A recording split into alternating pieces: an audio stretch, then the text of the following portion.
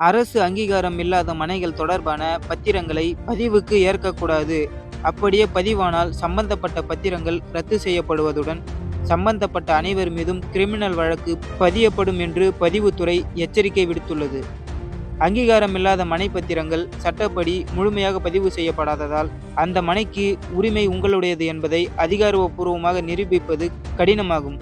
அது மட்டுமின்றி மனை யாருடையது என்ற தெளிவு இல்லாததால், சொத்தின் உரிமையாளர் இறந்த பிறகு வாரிசுகளிடையே பரம்பரை சொத்து தொடர்பான பிரச்சனைகள் ஏற்படுவதுடன், குடும்பத்தினருக்குள் கருத்து வேறுபாடுகள், சட்ட வழக்குகள் போன்றவை உருவாகவும் காரணமாகிறது.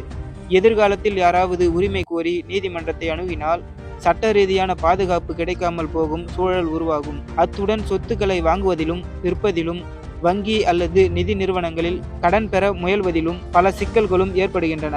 அங்கீகாரம் இல்லாத மனைகளில் அபகரிப்பு, மோசடி போன்ற பிரச்சனைகளும் அதிகளவு ஏற்பட வாய்ப்புள்ளது.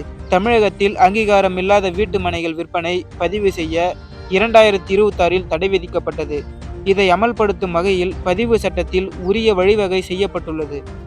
இது தொடர்பான சார் பதிவாளர்களுக்கு பதிவுத்துறை தலைவர் சுற்றறிக்கை வாயிலாக அறிவுறுத்தல்கள் வழங்கினார்.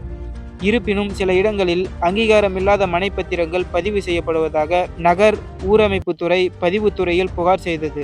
இந்நிலையில் முறையற்ற அங்கீகாரம், வரன்முறை சான்றிதழ் இல்லாத மனைப்பத்திரங்களை பதிவு செய்ய ரியல் எஸ்டேட் ஆணையம் தடை விதித்ததை அடுத்து இது போன்ற மனைகள் பத்திரப்பதிவுக்கு வருவது குறைந்துள்ளது. ஆனாலும் சில இடங்களில் வீட்டுமனை என்று குறிப்பிடாமல் வீட்டுமனை பத்திரங்களை சார் பதிவாளர்கள் பதிவு செய்வதாக புகார்கள் எழுந்த நிலையில் அனைத்து சார் பதிவாளர்கள் அலுவலகங்களிலும் புதிய அறிவிப்பு பலகை வைக்க உத்தரவிடப்பட்டுள்ளது. அதன்படி அனைத்து சார் பதிவாளர் அலுவலகங்களிலும் அங்கீகாரமில்லாத மனைப்பத்திரங்கள் பதிவு செய்ய மாட்டாது என்பதை வலியுறுத்தும் அறிவிப்பு பலகைகள் வைக்கப்பட்டுள்ளன.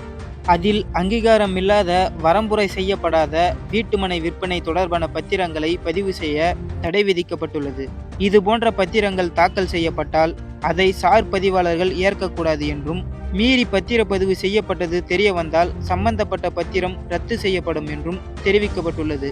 மேலும் சம்பந்தப்பட்ட ஆவணதாரர்கள் உட்பட அனைவர் மீதும் கிரிமினல் வழக்கு தொடரப்படும் என்று அதில் கூறப்படுகிறது.